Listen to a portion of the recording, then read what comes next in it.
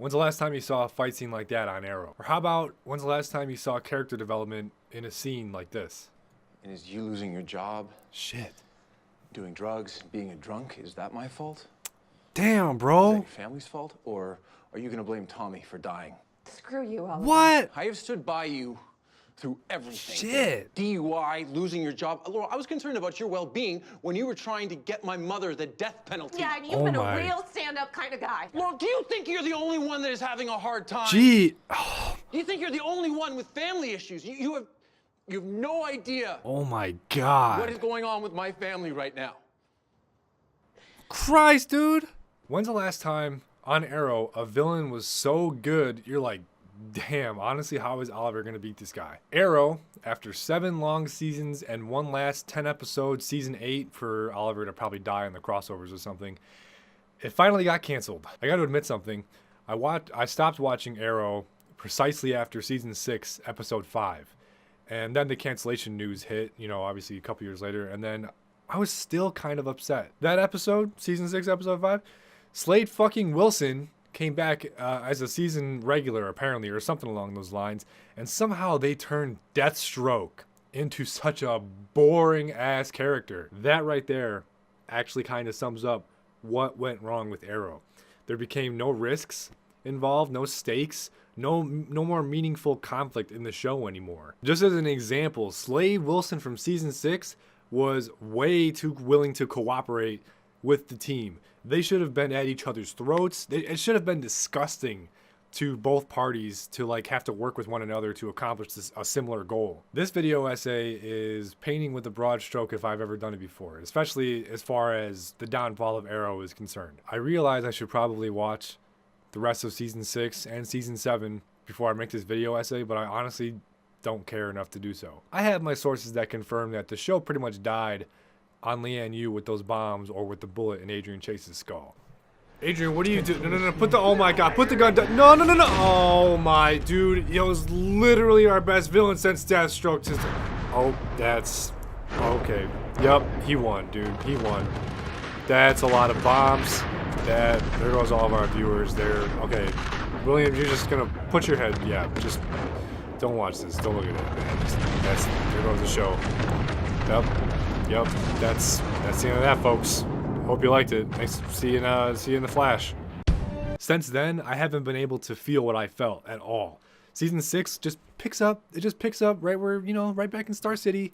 No consequences. Nothing ever happened. The team literally didn't just suffer a traumatic event. There's no more character development in the show, at least from what I've seen. There is only the plot and the characters' actions to drive the plot forward. The romantic bullshit is not character development. Honestly, Felicity should have been nothing more than someone for Oliver or Diggle to kind of play big brother towards. She should have been discovering herself, figuring out where she lies in all this vigilantism stuff that she's going through, but instead, she's the main love conflict with a big mouth and the devil's advocate syndrome. Imagine this. Just imagine Oliver and Laurel in the show, just like the comics, they're still together. And then you kill Laurel. Sure, all that cemetery flash forward shit in season 4 wouldn't make any sense, but in the creative writing process, I find if something doesn't fit, it doesn't fit for a reason. Think of the kind of dark place Oliver's mind would travel to with her death that would have transitioned so perfectly into season 5 where Adrian Chase literally breaks Oliver. Imagine this next scenario on top of the one I just finished presenting. Imagine Felicity not being the main love interest of Oliver. Maybe she has her own character arc. Maybe she has someone she loves or just someone she cares about. Imagine that woman trying to live her own double life, but she can't because of the nature of her work. The villain at the time maybe, does something messed up to that person she loves. Maybe they die. Felicity has always had high spirits. Imagine the kind of dark place that her mind would go to if someone died because of her trying to live her own life. They tried doing that in season 3 with her gothic ex-boyfriend, the hacker dude, but the show is just too afraid to kill people. It's afraid to have that impact on us as well as the characters for some reason. Those two things are just two simple character hotfixes that I've had in mind. That doesn't nearly tally up everything that's wrong with this show. But they definitely contribute to the main problem of the show. There's no risk factor anymore, and the show doesn't take characters on journeys anymore, and because of that, the show is boring. Every episode is the same 42-minute long thing with like the same 2 or 3 fights and just plot advancement in between them. Shows that have me on the edge of my seat, Daredevil, usually aren't afraid to take risks. That's what makes them good. Yeah, I know they killed Laurel, and I know they actually ended up killing Lance later off in season 6, which I respect 100%. But there were numerous times where Lance should have died that would have floored me. Instead, the show, every season, feels relatively cushiony right up until about episode 15. That is where usually main characters start to die. Punching up is what made the show interesting. When Oliver has no idea in season 2 what Slade is planning against him, and Slade's like 5 moves ahead, that's terrifying. It keeps me, the audience, guessing what's gonna happen next. Ugh. Instead, we got a procedural crime drama with superhero stuff. This is gonna be my last point. And this is really the biggest one. The ultimate story that Arrow missed. Daredevil season 2 was great, mostly thanks to the Punisher. You see, Arrow's greatest motif is if Oliver, really the whole team, is okay with killing. In season 1, he killed. It was just him. That's it. In season 2, he didn't kill because Tommy thought he was just some murdering scumbag, so he felt guilty. Season 3, killing is wrong. Oliver believes that 100%, but Ra's al Ghul is one scary mofo and forces Oliver to do some pretty evil shit. Season 4 is tough. Oliver's redemption is prominent from season 3.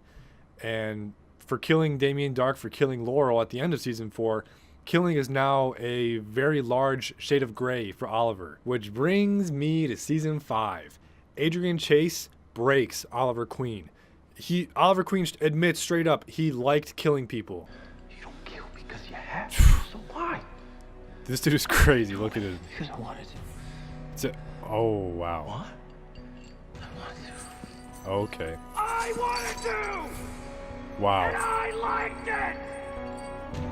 Damn, bro, you just Snickers bar or something. What the fuck? You see that right there? At that point in the show, to where I got, the Vigilante was still dead from Prometheus.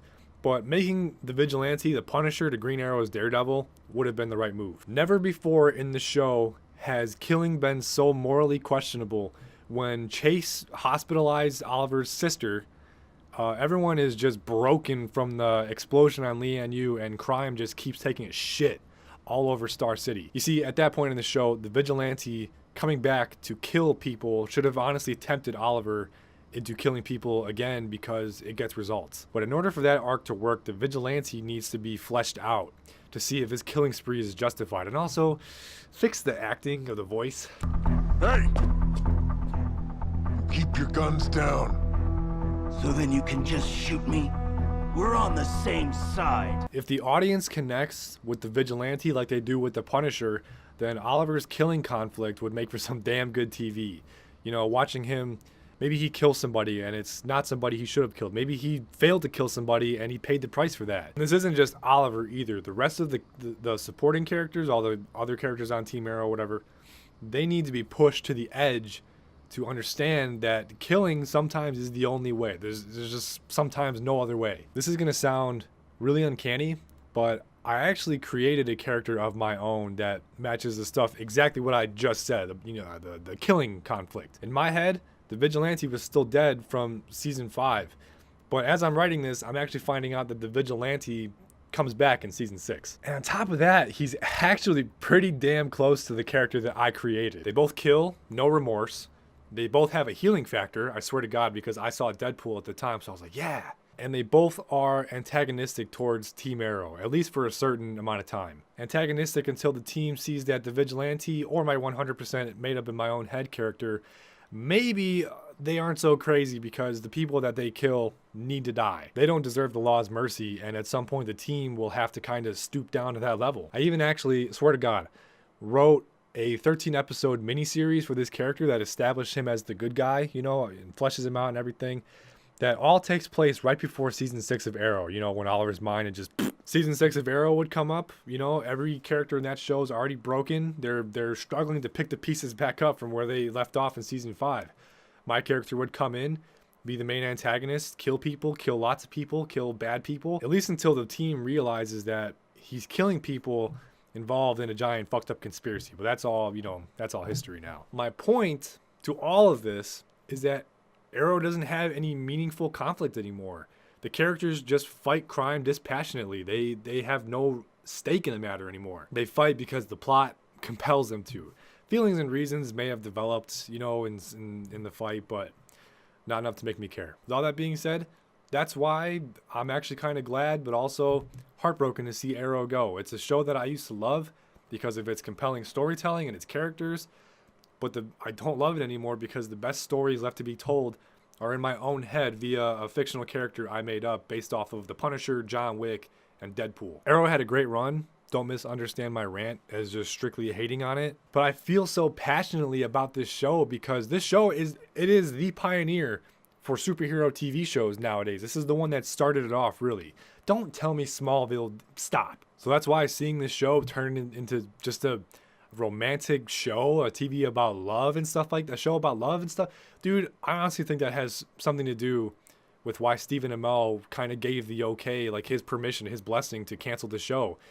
There's no more great stories left to tell. They missed those opportunities to tell great stories. So now you have like 1 or 2 seasons that's basically just filler. They're just filler stories for a show. The guy also has a wife and a daughter, so that's probably the, actual reason for him leaving. Rest in peace to Arrow. Nothing to do with the actors. The show's acting from the main cast, any of the season regulars, especially the series regulars, their acting is fine. But some of these like 1 episode characters, God, their acting is so trash sometimes, man. Okay, that's enough shitting on this. I'm gonna miss you, Arrow. I'm gonna miss what you've brought to me, to everyone, across the world, to the genre of superhero entertainment in general. You will be missed, Arrow, and I'm sorry whatever happened to you happened to you. From the bottom of my heart, I did love you at one point, but it's time for us to move on. Thank you so much for watching, you guys. If you liked it, don't forget to subscribe and all that stuff, blah, blah, blah. Yeah, see you next time.